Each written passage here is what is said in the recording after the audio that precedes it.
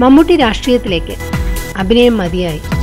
മലയാളത്തിൽ എതിരാളികളില്ലാത്ത താരങ്ങളാണ് മമ്മൂട്ടിയും മോഹൻലാലും. ഇവരെല്ലാം അഭിനയിക്കാതിരിക്കുന്ന ഒരു കാലത്തെപ്പറ്റി മലയാളികൾക്ക് സങ്കല്പിച്ചു നോക്കാൻ പോലും പറ്റില്ല.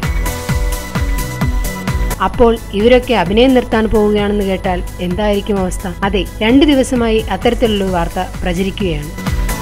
സൂപ്പർ താരം മമ്മൂട്ടി അഭിനയം നിർത്താൻ പോകുന്നു എന്നാണ് കേൾക്കുന്നത്. ആരാധകർക്ക് ഹൃദയസ്തംഭനം വരുത്തിവെച്ചേക്കാവുന്ന വാർത്തയാണിത്.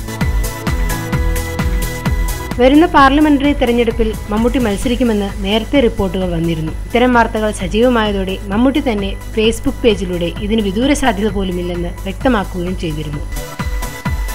പക്ഷേ ഇപ്പോൾ വാർത്തകൾ വീണ്ടും സജീവമാവുകയാണ്.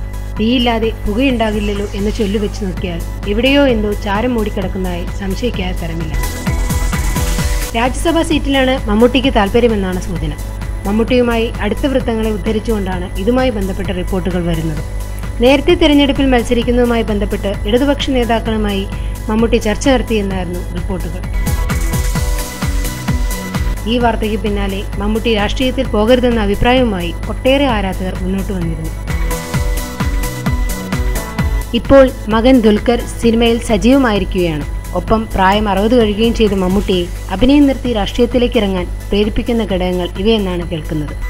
തെലുങ്ക്, തമിഴ്, ഹിന്ദി ചലച്ചിത്ര രംഗത്തേതുപോലെ ഒരു പ്രായം കഴിഞ്ഞാൽ പിന്നെ സൂപ്പർ താരങ്ങൾ രാഷ്ട്രീയത്തിൽ സജീവമാകുന്ന രീതി മമ്മൂട്ടിയും പിന്തുടരുമോ എന്നറിയാനാണ് മലയാളികൾ കാത്തിരിക്കുന്നത്.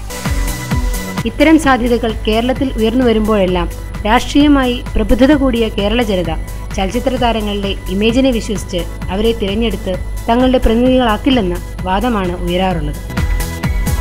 ഇനി മമ്മൂട്ടിയുടെ കാര്യത്തിൽ ഇത് മാറുമോ എന്ന് കാത്തിരുന്നു കാണാം. ഓരോ പ്രധാന വാർത്തയും ഇന്ന് തന്നെ അറിയാൻ ഞങ്ങളുടെ ഫേസ്ബുക്കിലും ട്വിറ്ററിലും അംഗമാകും.